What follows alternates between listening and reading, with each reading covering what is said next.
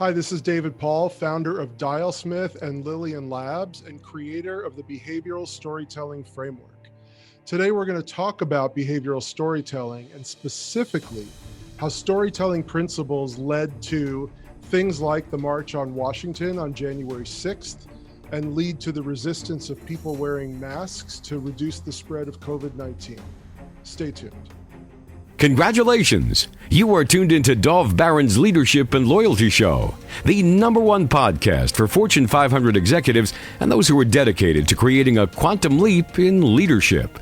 Your host, Dov Baron, he's an executive mentor to leaders like you, a contributing writer for Entrepreneur Magazine, CEO World, and he's been featured on CNN, Fox, CBS, and many other notable sites. Dov Baron is an international business speaker who was named by Inc. magazine as one of the top 100 leadership speakers to hire. Now, over to Dov Baron. Welcome, dear friends, fans, and fellow aficionados of leadership excellence. Thank you for joining us on this episode of Leadership and Loyalty Tips for Executives. Let me ask you, what do you need to do to up-level your leadership? You ever wondered how you could start a movement that has your employees, your customers, your people pick up the banner and run with it for you? Well, stay tuned because that's exactly where we're going on today's show. I'm your host, Dov Baron, and I'm here to assist you tapping into the one thing in your business that changes everything by transforming meaning into action. You can find out more about me by simply going to dovbaron.com. This episode of Leadership and Loyalty is actually brought to you in part by our other podcast, Curiosity Bites. Curiosity Bites is the answer to the question, how can we bring people together who completely disagree? This is exactly what your mind, your heart, and your soul have been craving. It's your chance to sit in on some real and often intense conversations with some of the world's most interesting people, including astronauts, neuroscientists, philosophers, holy people, quantum physicists, skeptics, entrepreneurs, Grammy award-winning entertainers, even some folks you might think you would completely disagree with, who you will find truly fascinating. Simply go to dovbaron.com and find out how you can sign up for and sink your teeth into a delicious episode of Curiosity Bites. As always, you can find both of our shows on Apple Podcasts, Spotify, iHeartRadio, or wherever you tune into podcasts. You can also find us on Google Home and Alexa. Simply say, play Dov Baron podcast. You can find us anywhere that you listen to podcasts, Apple Podcasts, Spotify, iHeartRadio, anywhere you choose. We always need your help in staying relevant, so please get over there, wherever it is, and do us a favor, rate, review, and subscribe to the show. And if you are a regular listener, a big thank you to you for making us the #1 podcast globally for Fortune 500 listeners. We're honored and grateful to be cited by Inc.com as the #1 podcast to make you a better leader. Again, I want to thank you for sharing the show with everybody you know. All right, let's strip it down and dive right in. It's well known that today's customers and employees are far more sophisticated, far more astute than ever before. Today's customers and employees are far more informed, but how can you make sure that they are correctly informed, moreover, ethically informed, in such a way that they become evangelical about your organization, about your brand, and about what you do? Well, stay tuned because that's exactly where we're going. You see, our guest on today's episode is David Paull. Now, David Paull is the founder of Lillian Labs and Dialsmith. David's experience lives at this strange and powerful intersection between sales, marketing, and research. You see, Lillian Labs is a quantitative research agency specializing in concept, product, and message testing, while Dialsmith's technology that's used to capture real-time opinion, moment to moment, to understand people's motivations and predict their behavior. His company's technology has, among other things, worked on getting instant feedback on U.S. presidential debates, specifically on what moves an audience at any specific time. David and his team have helped media companies and customer product giants test and refine their products from concept testing and product development to content research and pilot testing. David has developed a communication framework called behavioral storytelling, which we'll go into in quite a bit of detail. That helps you to craft stories and narratives designed to influence and persuade based on how people process information and make decisions. David is also a sought-after speaker and has presented repeatedly at Story Conference, Insights Association, and many other research and industry events. Ladies and gentlemen, please put your hands together and help me to welcome Mr. David Paull! Welcome, sir. Thank you. Thank you for having me and for that very, very generous introduction. I appreciate that. You're very welcome, David. Now, where we always like to start the show is by asking this one question. In this world full of influences and social media, and everybody's an influencer, and every man and his dog's an expert, who is somebody who's had a major influence on you? Who's somebody who's really impacted your leadership? And it may be somebody that we have never heard of and wouldn't know. Maybe it is, but maybe it isn't.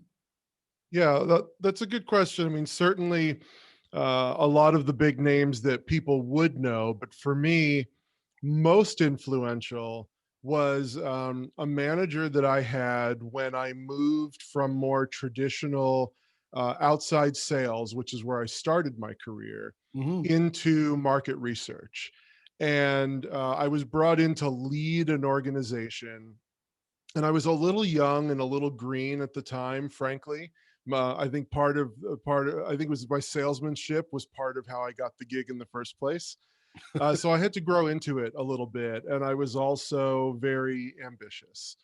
And I was pushing, not only those who were working with me and for me, but also those above me to help me grow throughout the organization. And I remember it very clearly one day, this manager of mine who I really liked and respected, he took me aside and he said one word to me, and that word was patience.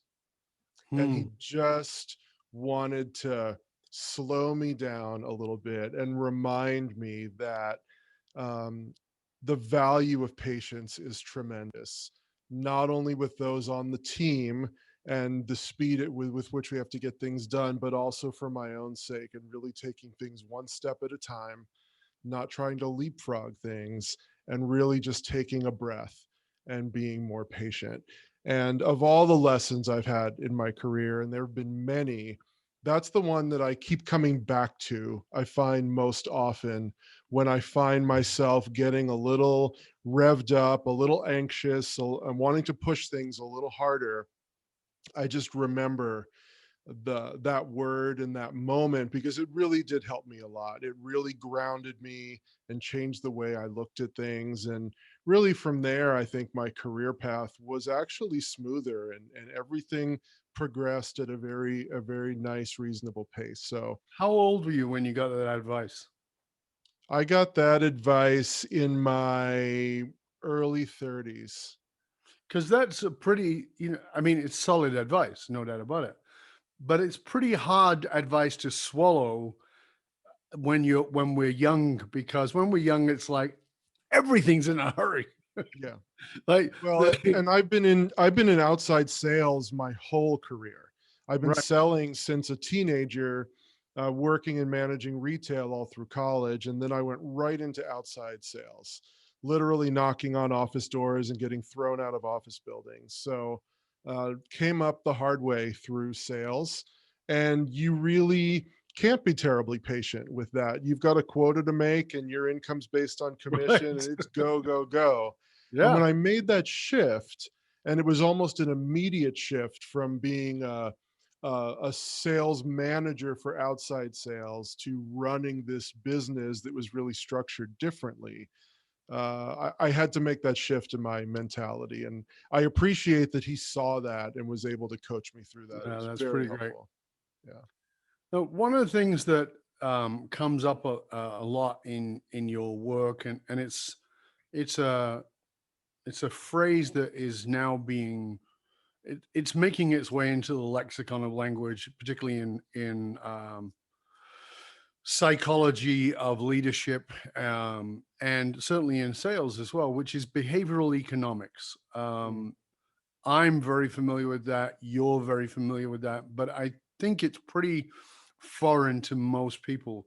Mhm. And it is in many ways bedrock of the work that you do. Mhm. Could you explain to our audience what behavioral economics actually is in the simplest way that people can grasp it?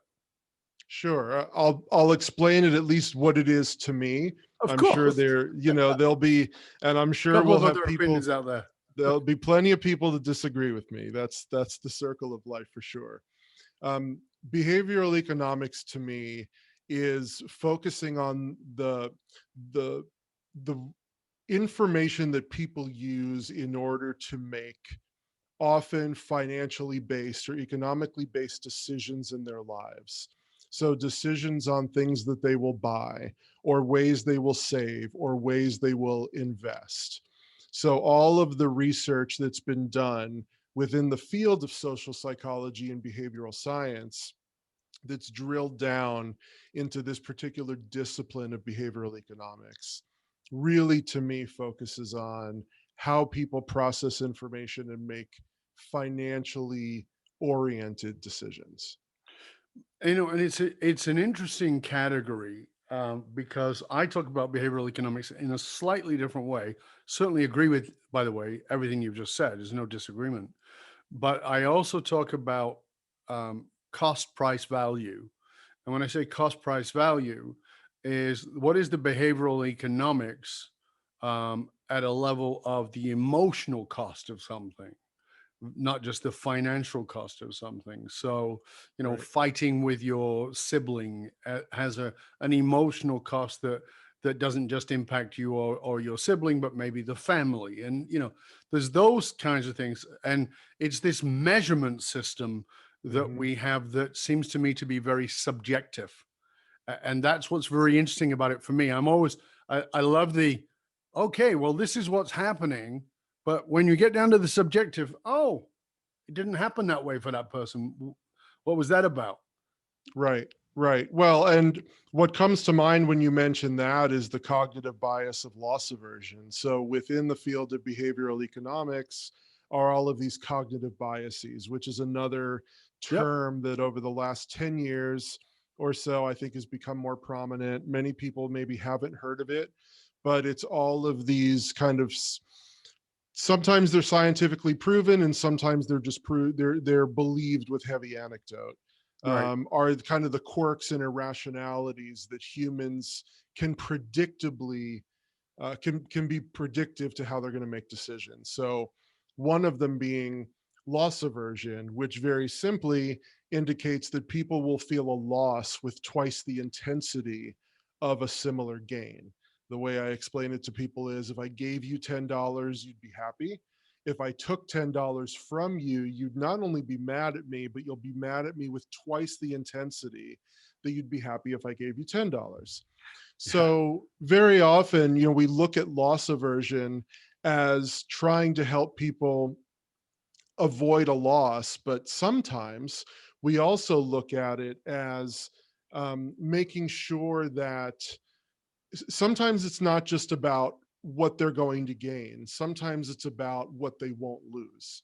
So when we're Yeah. selling and communicating and we're using behavioral economics, it's very common to focus on you'll gain all of these things by using this product or service. And sometimes it's more effective to focus on you won't lose these things because the pull of that loss can be so much greater than the benefit of a commensurate gain.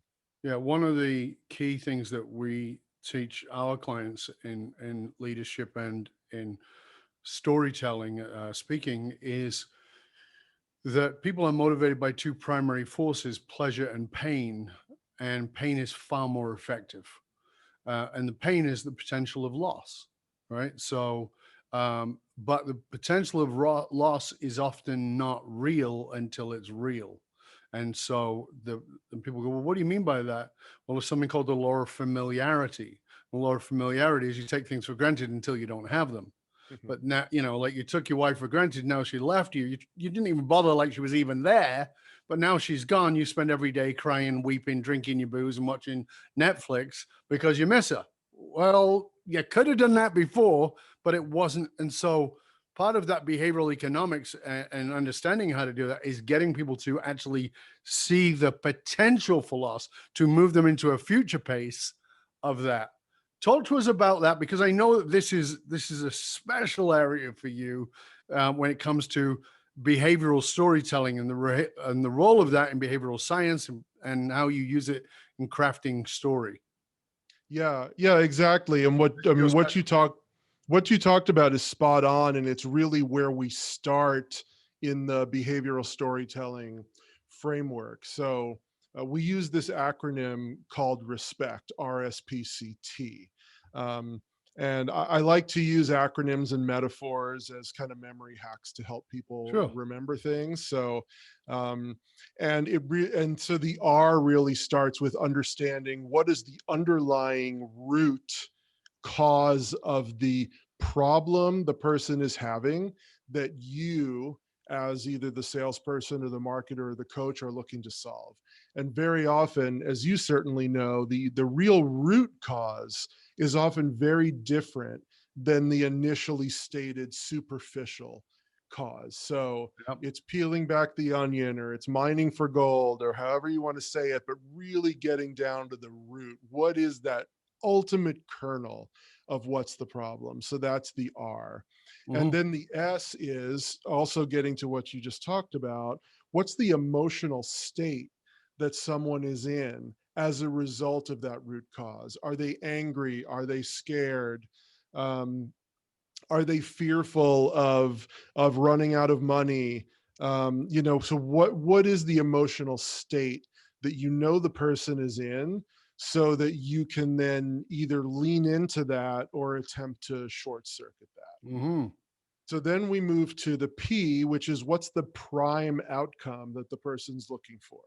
They have this root cause. We know they're in this emotional state. Now, if they could wave a magic wand and Mhm. have anything they want related to that, what's the prime outcome from that?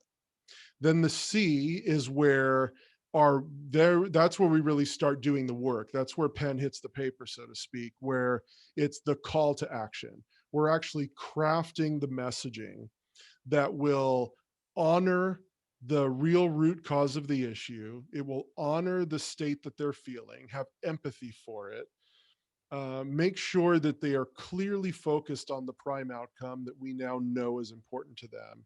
And we craft that story to drive through that call to action.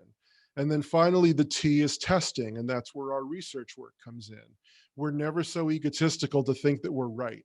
Very often, maybe most often, we're wrong out of the gate, at least a little bit. We Mhm. might be right on 80% of it, but we missed something key that Yeah. until we get out and test it with the market, because ultimately the market decides, that's when we can start to find the nuance of where we can fine tune things. And then we go into a bit of a rinse and repeat, where we'll refine the call to action, we'll retest it, sometimes we'll refine again. So that's really where tapping into those emotions and figuring out, using behavioral economics and narrative economics and all of these tools that many people far smarter than me have determined and been able to prove out. That's where we're able to craft these stories that then end up being so much more effective. That's a fascinating process, and I like the acronym because it does allow us to walk through it. The P. I missed one, haven't RSPCT. I?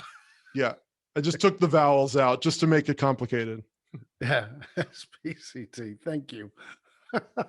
um, but the interesting thing about it is, and this is where I'm interested in it with you, in having our listeners, our viewers understand, is one of the things that I will say to people when I'm training them is, if you want to know the answer to the problem and you ask, people won't tell you. So what do I mean by that is, I'm here to help everybody who is struggling with $50,000 of debt, put your hand up if that's you. Nobody's putting their hand up. Even if 99% of the people in the room have got $50,000 worth of debt, nobody's putting their hand up. So the key is, how do we get people to own the root? I've often said that one of the great problems of leadership is we're solving the first level problems and it's 5 levels deep.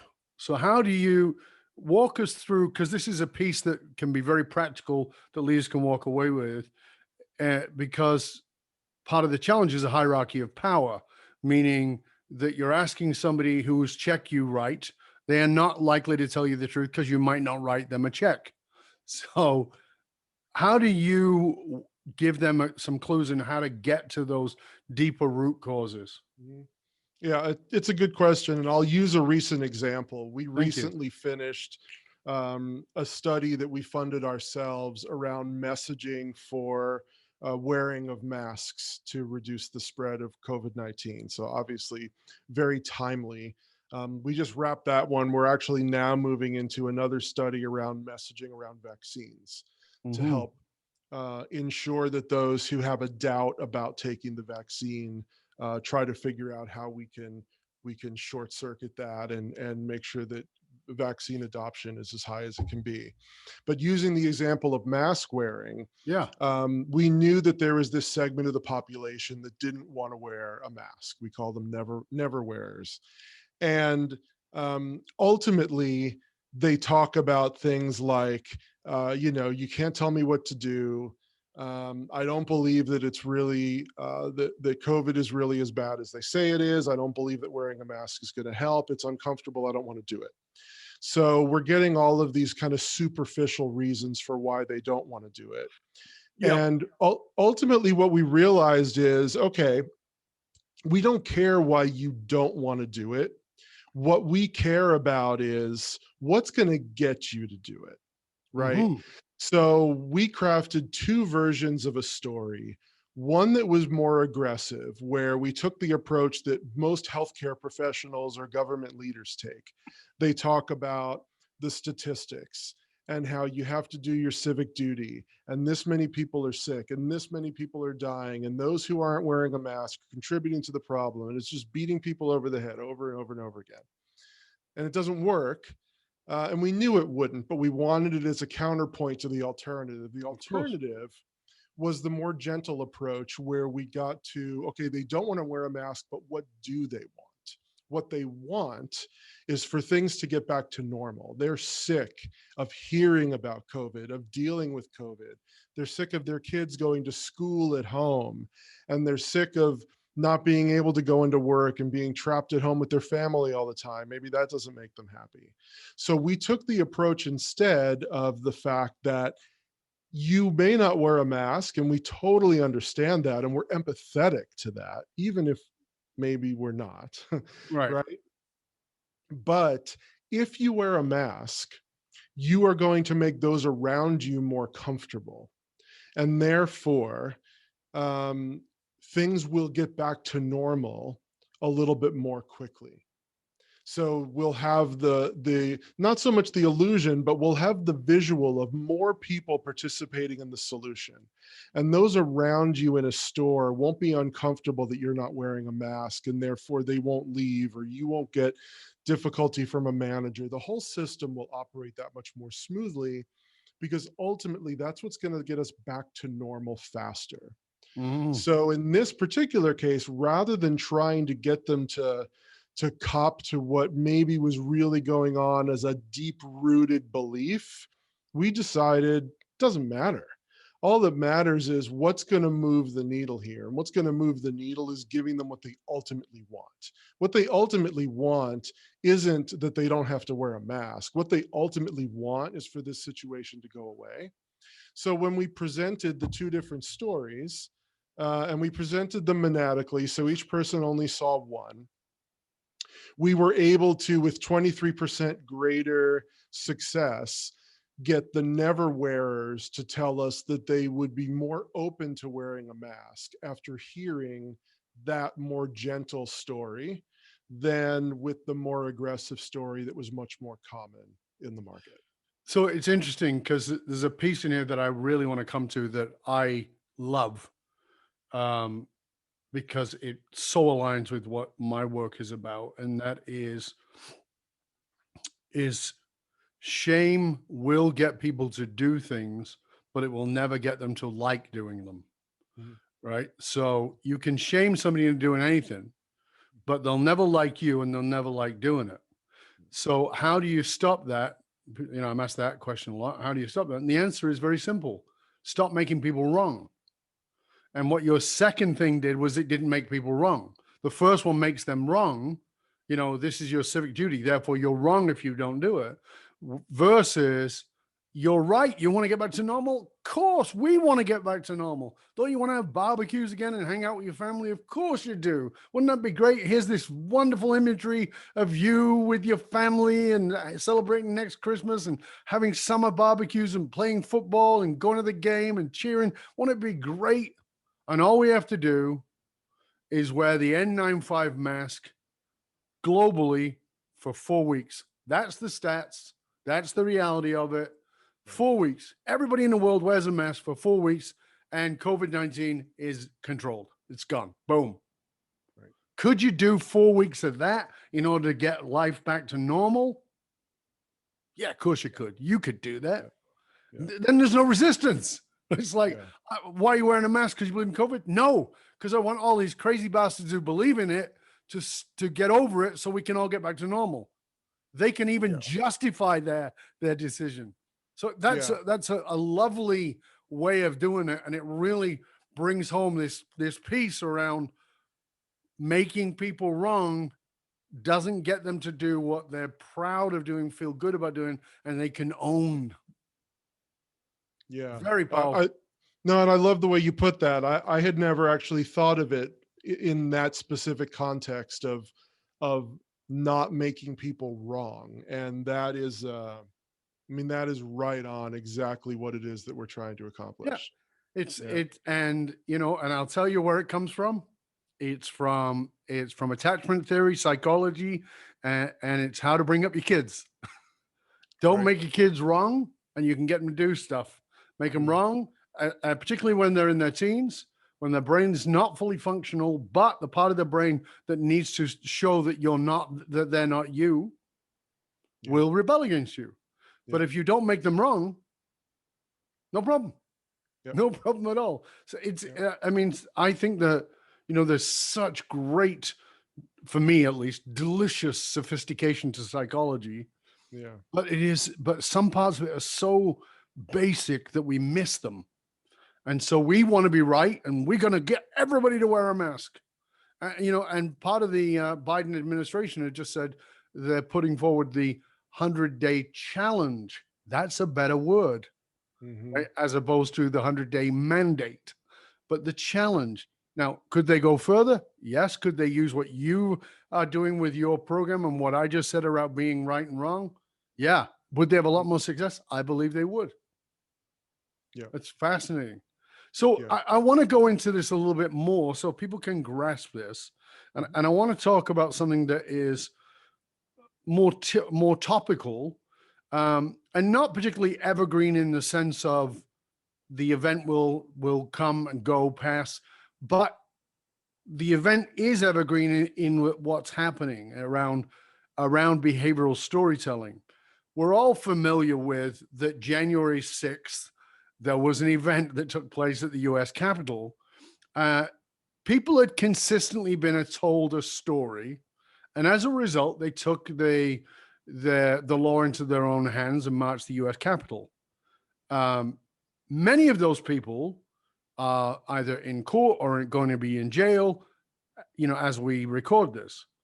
However, I'm certain, absolutely certain, that every one of those, not everyone, but let's say the majority of them, thought/believed that what they were doing was right and patriotic. Now, I want to be clear. This show is not about me judging them as right or wrong, not even for a second. Right. What I'm more interested in is the behavioral psychology, the behavioral storytelling that took place, Mhm. that allowed people who might never have done something so radical to do something extremely radical. And I really wanted to hear that from you at a level of understanding storytelling, so that our viewers, our listeners can understand this is how powerful this is. Yeah. Well, you're absolutely right. I mean, what happened on January 6th, I've told people this ever since then, is that it was absolutely driven by storytelling. And, a lot of people will say that, storytelling is a buzzword and it's being overused and things like that. But, uh, truthfully, stories drive the world. Mhm. Every incident that happens anywhere on the planet on any given day is ultimately driven by a story, either a story that's being told to people and or a story that they're telling themselves, which has been Mhm. influenced by something. So January 6th to me was the culmination of a relentless effort with laser focus to communicate one message, true or false. The message was, I was wronged. And if you're with me, we were wronged. And even though, again, in my opinion, there was no evidence to back that up. Someone may argue there was. And like you, I'm not here to judge that on this podcast, Sure. of course. I'll judge it at home in my living room privately. I'll But judge it on my other show, but not on right, this right, right. But regardless of that, there, I don't think there's really any argument that there were no facts to back it up. It was truly a narrative based story. I was wronged. If you're with me, we were wronged. What are we going to do about it? And it became this relentless mantra with no substantiation, being repeated hundreds of times a day, from the top all the way down through the media partners and all of the surrogates, that really then just continue to amp people up, right? And then they start to have this emotional connection to it, and you're tapping into these primal needs and fears that people have, to the point where you get to the point where you're almost not of right mind anymore. You've Mhm. been psychologically manipulated by Absolutely. those who know how to do it. And of course, you can persuade or you can manipulate, right? More or less the same word. It's, is it being used for good or being used for evil, right? And I really think, to me, that's ultimately what got to a breaking point on that day. I'm sure you have a really interesting take on it as well, especially as a communications and leadership expert, and how that whole dialogue would have gone down over weeks and months. Yeah, for me it was fascinating to watch and to feel somewhat prophetic as I was watching what was going on, not then, but in the lead up, and I could see the seeds being dropped on the fertile ground Hmm. over and over and over. And the the mainstream media, which was, even on the left, was feeding it more and more and more. Often people have said to me, "Oh, it's good that Trump is off Twitter," and I'm like, "Yeah, it's taken away one megaphone, and yeah, that slows down the narrative, of course, but the narrative is now out in the people, so you cannot kill an idea." Right? That idea is out there and it's grown legs. And so it's fascinating to me that now, we're seeing, because storytelling, um, as a behavioral mechanism, as you said, is either about manipulation or persuasion. Manipulation dark, persuasion light. You can think of it that way, just as simple term. But the bottom line of it is, in my studies of cult psychology, that's what you're seeing here. That's what storytelling is. It's actually the use of cult psychology And the distinction is very simple. Where are your morals and ethics? That's the only distinction, because good storytellers exist on both sides. You know, they're with the Sith Lords, and they are Jedi. But Right. but it's the same technology. And that's the way I've often described it. It's the same technology, but how are you going to use it? And there is a pull, a very easy pull to the dark side, in that it is so powerful and so quick that it has people to, as you said, no longer be in their quote unquote right mind and feel entirely justified. And if you listen to the audio clips of people who were storming the Capitol, you know, this is our house. You know, we are patriotic. And then I don't know if you saw the scene, but there's a scene where the guy who was doing a Jamiroquai impersonation. Do you remember Jamiroquai from the 90s? Who was he's the guy with the horns. You know, where those guys, four of them, stood on the platform right in the center of the house and then did a Christian prayer. And I was like, for me, that was the moment. Here's people talking about hang Pence, kill Pelosi, storm the Capitol, kill the cop, you know, all that. And then you stand and you have this moment of Christian belief. I'm not thinking Jesus is going to stand with you personally, but it's fascinating for me that this is one of the things that people don't understand about storytelling, is that people can hold two ideas at exactly the same time. Yeah. All they need is this mechanism that human beings are brilliant at, and it's called justification. Yeah. And if you can give them the justification, you have the power. If you can give them justification, because people don't want advice, they want permission. Right. Nobody's interested in advice. Nobody gives a shit about your advice. No. Just if your advice lets me do what it is I'm thinking of doing, it's great advice. If your advice tells me I'm stupid to do this, I'm going to ignore it, even though it might be great advice. So right. For me, that's the really interesting thing about this work that you're doing, is bringing that awareness to business, to leadership. So I want to go to that for a minute and say, how can we as leaders use this, not only in leadership, but moreover in building industry-wide thought leadership? Mm-hmm. Well, I think it all leads back to another word that is very important to me, but also gets called overused, which is empathy. Mm-hmm. And empathy goes right to what you just talked about. It's trying to not make people either stop doing something that they want to do or start doing something that they don't. Empathy is about understanding what's important to them and then crafting a solution for them that gets them what they want, while at the same time accomplishes what I want, which is to either get them to do something or not do something.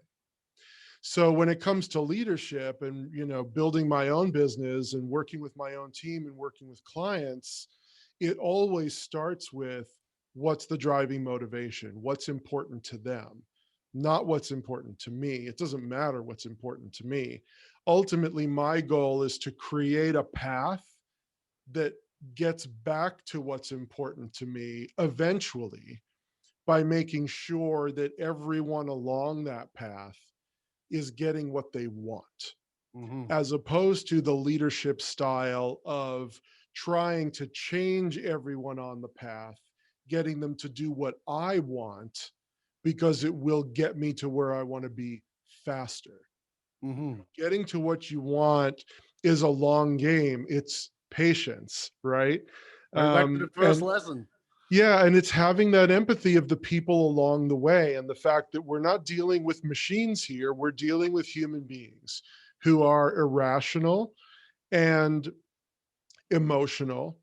And ultimately, it's so much more effective if I can understand what's important to someone, find a way to give them what they want in a way that then influences them and persuades them to move in the direction that's helpful for me.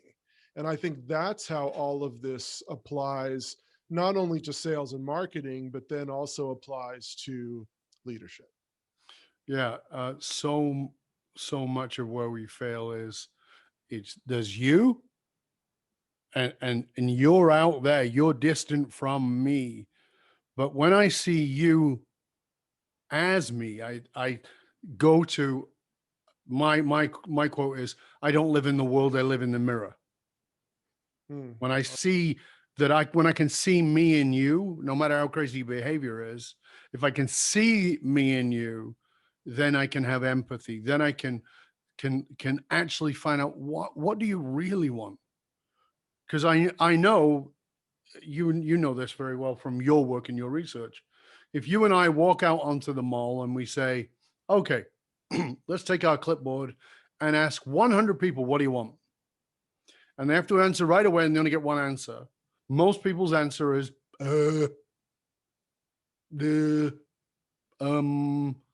that's most people's answer. They don't know what they want.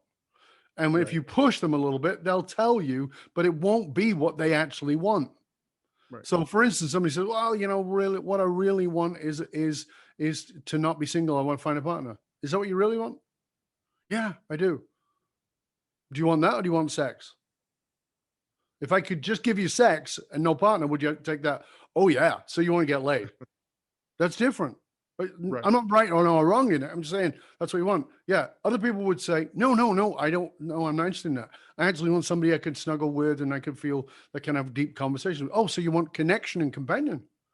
Yes. So people, again, this is that 5 levels deep to the problem, and I think that people don't go there enough with themselves or with others, and part of the problem with marketing is that oftentimes we are hitting things at that first level. We say, this is nutritious. I don't care about nutrition. I care about taste, right? If we cared about nutrition, we'd all be in fantastic shape. We'd all be super healthy and we'd all live on kale. Right. But you know what? Potato chips taste good, so people buy them. That's the Yeah. bottom line. Yeah. Yeah. Well, and another common answer to that clipboard question, of course, would be money. That would be a Yeah. knee-jerk answer. What do you want? I want money.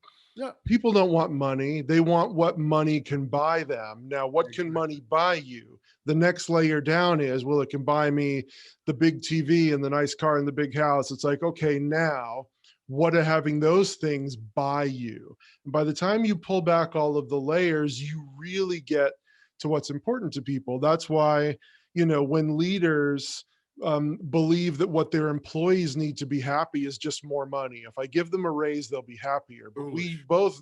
we know the statistics of the people leave a job more often due to dissatisfaction with their manager or colleagues or the work environment or the culture than they leave for money. So very often that financial negotiation of I want to raise isn't so much I want to raise because I want more money.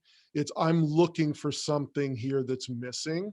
And one of the few levers that I, as an employee, can pull is the financial one. But a successful leader, an effective leader, will be able to peel back and really understand what's going on underneath the I want money. Yeah, the analogy or the acronym, not acronym, but the analogy I give around this is there any of your competitors paying less than you and keeping their people loyal? And Mm, if they say yes, I go, then your money argument's dead in the water, isn't it? yeah. They go, yeah, I guess. Mhm. So why are they there? Because it isn't about money. It is about money to a certain point, Right. which in the US is about $73,000. But Right. beyond that, it doesn't really count. Beyond that, it's now status and it's now a bunch of other things that you have to find out what it is to that person. And it's just like the reward system, again, as we spoke about at the beginning, financial reward or financial cost, financial reward, or Mhm. emotional reward or emotional cost. So for that reason, some people, they do a great job they want you to announce it on the board that everybody can see. They want you to do a big parade for them. They want everybody to know Employee of the Month. Other people just want you to ask them to come into your office, to sit down with you for 5 minutes and say, you know what, Bob, you did a great job. And I really want you to know that I saw that and I really appreciated that. And Bob's week is made. He didn't need a raise, but it's, again, the challenge is we do things at a sort of big level and we don't bother to get subjective. And that's a really important key here in a lot of what you and I talked about in our previous conversation, because so much of this, I mean, we're talking about developing behavioral storytelling. We're talking about moving people, but at the simplest level of what it boils down to is the quality of our interpersonal relationships and the quality of the communication or the lack of communication that goes in there. Talk to us about using this, what you're doing, at a more leader to the person that they're directly leading at that level. Talk to us a little bit about how the application of it there, if you would, please, David. Yeah, well, I mean, that respect framework, we talked about it being applied, of course, to customers in commerce. It can be applied to employees and colleagues at work. It can be applied to how you interact with your kids at home, right? Yes. We're dealing with fundamental, as Seth Godin says, lizard brain things here where, so if someone does come to you at work, someone who works for you and wants more money, the first thing you have to do is understand what's the root cause of why they're coming to me. Do they genuinely believe they are underpaid, which sometimes is true, or is there something else going on here? And you have to isolate what that root cause is. Now, what's their emotional state as a result of that? Are they feeling unappreciated? Are they feeling undervalued? Are they feeling fearful for their job, or that they don't have a stature equal to others at work? And then you have to understand, well, so what's the prime outcome for them? Do they really want to be paid more, or do they instead want to be more appreciated, more valued, more celebrated? Do they want a seat at the table so they can be heard more? What's that wave a magic wand? What do they want more than anything? And then you say, okay, so you came in here looking for a raise, and we can talk about money, but let's really talk about your overall role and experience here at the company. And it takes more work and it takes more effort, because if you're a company that can afford to give a raise, it's nothing for a manager to call up the CFO and say, bump so-and-so's biweekly salary by X dollars, done. And that one salary change by that one person, I, as a manager, may never really notice again. So that's the easy thing to do if you can afford it. The much harder but more long-lasting thing to do is to then craft that call to action for them that honors what's really going on with them. And then, of course, you're not going to test it in a research sense, but you're going to kind of do the soft close. I'll go back to my early outside sales days, where you're going to do we called it the trial close in my initial sales training, which it's funny, I remember from 25 years ago, like it was yesterday, because it was so ingrained into me. You do that trial close and you see if you're on the right track, and you look for the signals. And you have to learn how to read those human signals to know, am I onto something here? I'll keep going. Or wait a minute, I'm missing the mark here. I have to pull back and I have to pivot a little bit. So this same model can apply to all kinds of interactions, whether you're dealing with employees, you're dealing with your kids or your spouse or significant other at home, or you're out buying a car and you need to negotiate and you want to be a better negotiator. These principles can apply in all of those environments. You are doing work with some pretty big entities, and as I said, your technology is being used for presidential debates. That makes you a pretty big player in that world. And you talked about having started off in sales, but tell us a little bit about who was David Paull, the kid. Oh, the kid. Oh, that's interesting. Well, David Paull, the teenager, was a salesman. I got my first job at 13 and a half. My mom got me a job at a Of pizza course, at shop. 13, you measure the half. Yeah, Like, nobody says I'm 45 and a half. right. But at 13, right. 13 and a And half. and it's because my mom got me a job at a pizza shop where she knew the owner. I was underage. I shouldn't have been working, but she got me an after-school job, and I started washing dishes, which of course I hated. And I could talk about washing those dishes at an Italian restaurant for 30 minutes. I'll bore you. I could bore you to death, but I remember it, and I remember the smell like it was yesterday. But I worked my way up there, and eventually I was serving drinks, and then I was making pizza. I was working the register, and it was from there that I moved into my first retail sales job, which I don't snub my nose at because my training ground was in retail sales and then ultimately retail management. David, the kid prior to that, we moved around a lot, mostly because my father's job would change a lot. So that doesn't happen as much anymore. But when I was a kid, we moved, I don't know, 6, 7 times while I was in grade school, which was very, very difficult, leaving friends every year to 2 years, moving to a new state, starting in a new school. So those formative years were challenging from that standpoint. I mean, my parents were great, happy childhood, middle-class family, had everything we needed. But that was hard emotionally, psychologically.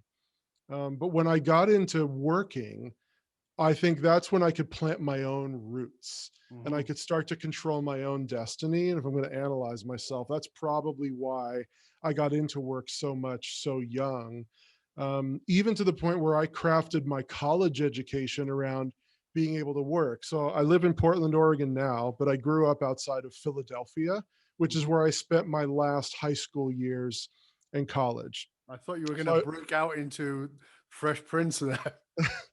I grew up I know, right? on the outskirts of Philly, Right. Yeah, we've got Will Smith and we've got Rocky and all that cool stuff from Philly.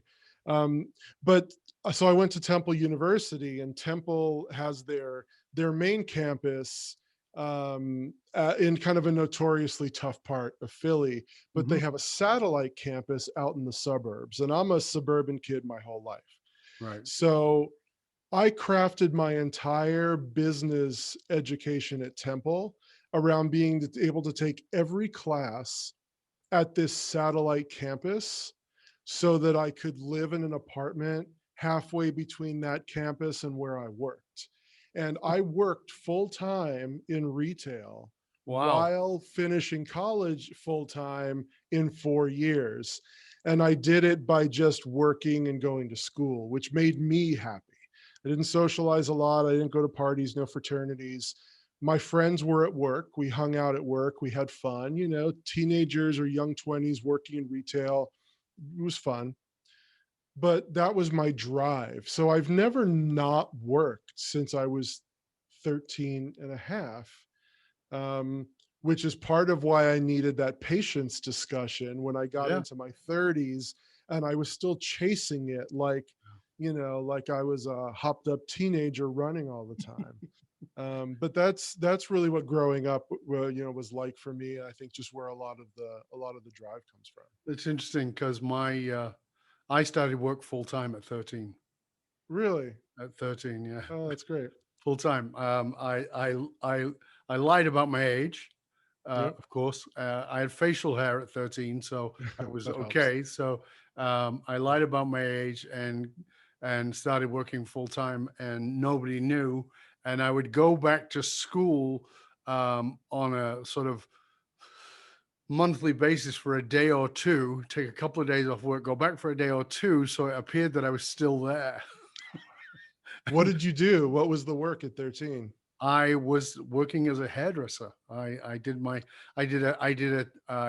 in those days, it was a 4-year apprenticeship. I did a 4-year apprenticeship in 10 months and was teaching in the academy by the time I was 15, which means I should have been 18, but nobody knew. And I loved my work. I had a great time. It was very social. It was wonderful. And it taught me a lot about psychology. Now, in your piece here, what was the what was the initial catalyst? Do you recognize the catalyst to your pull to story? Like where that came from? Was that comic books? Was it movies? Was it something else altogether? Was it a granny Mm, who told you great stories? What was it? it's a good question. I've always been fascinated by marketing. So, even though I was in sales, to me, sales and marketing are Hmm. completely interlocked.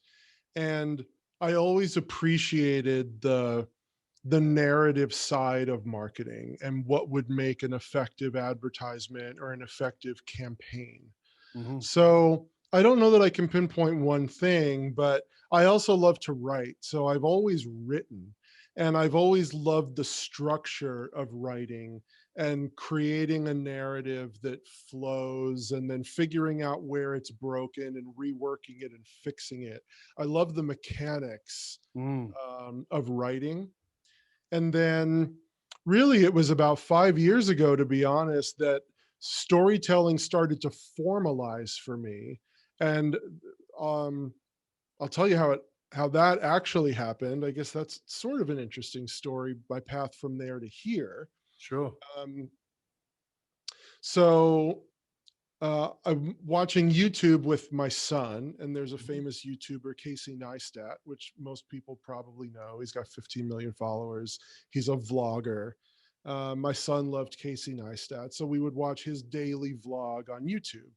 And in one of his vlogs, he did a lot of public speaking, and he spoke at this conference called the Story Conference. It takes Oh place yeah. every year in Nashville.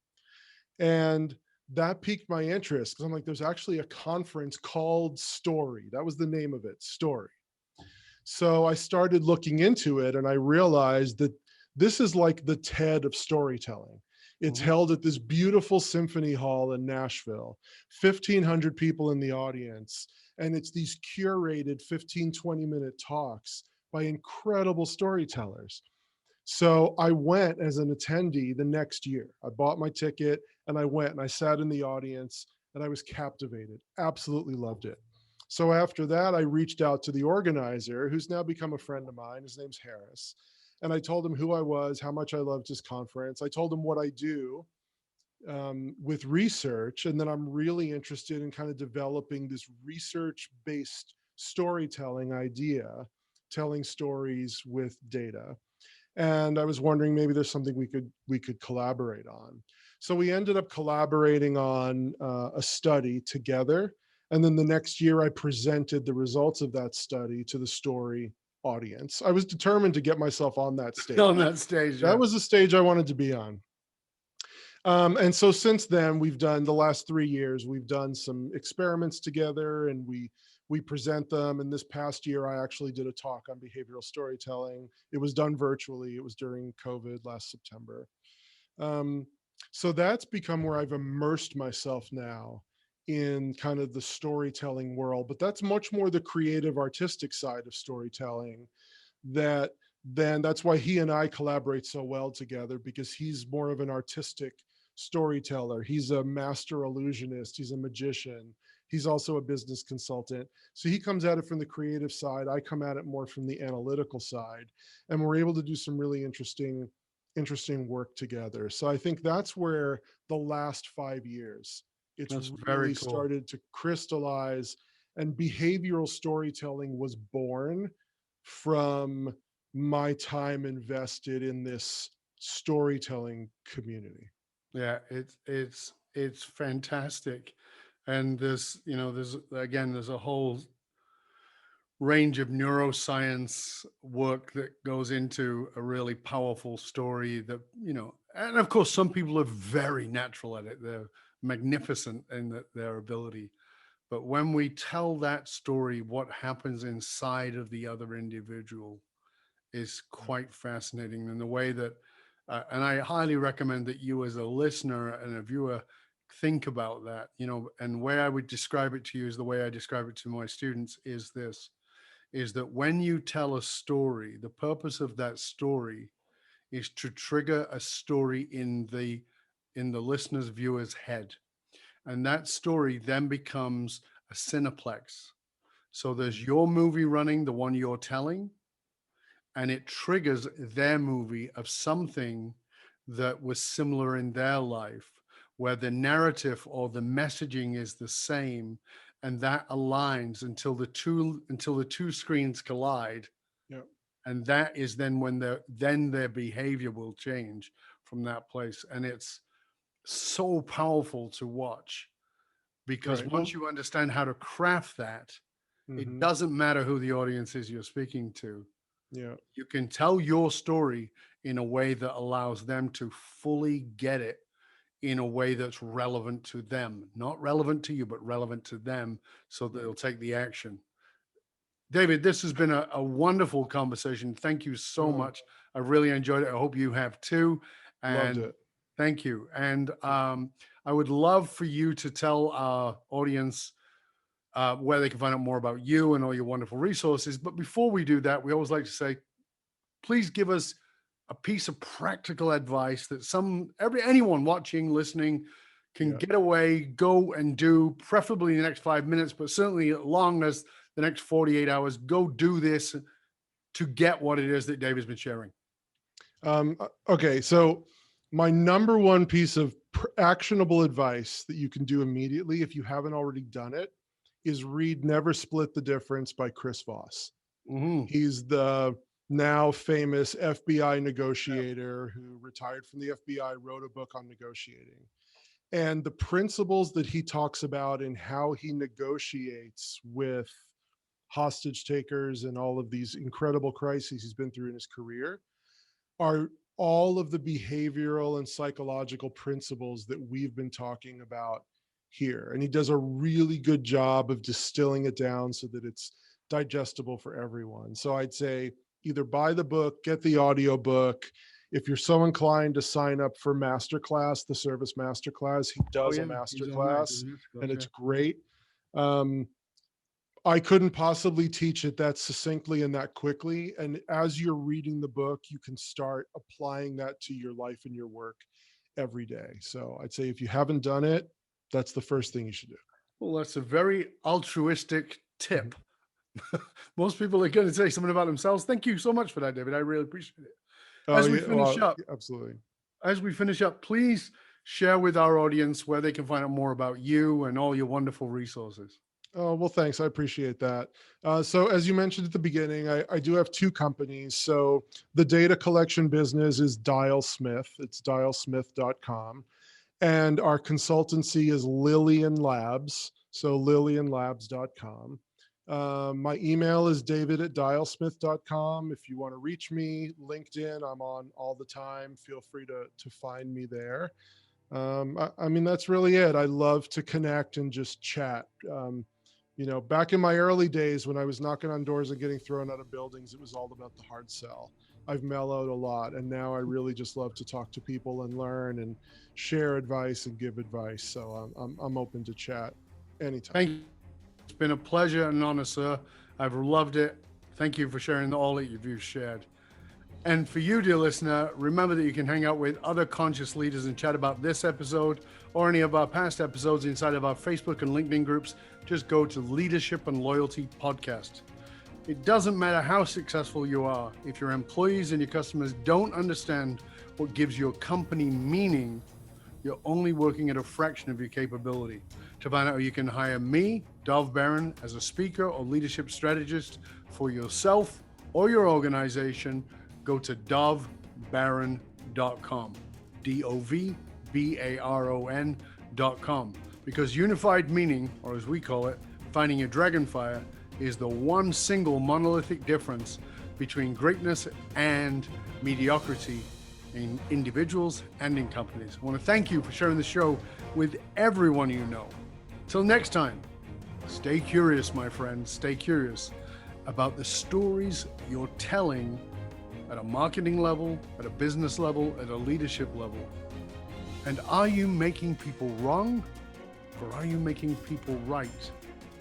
The stories you tell determine their behavioral economics, how they spend their money, and how they spend their time and energy. I'm Dov Baron. I'm here to assist you tapping into your dragonfire to reach that next level of clarity, focus, purpose, and profit in your business, your life, and your leadership impact. And I am out.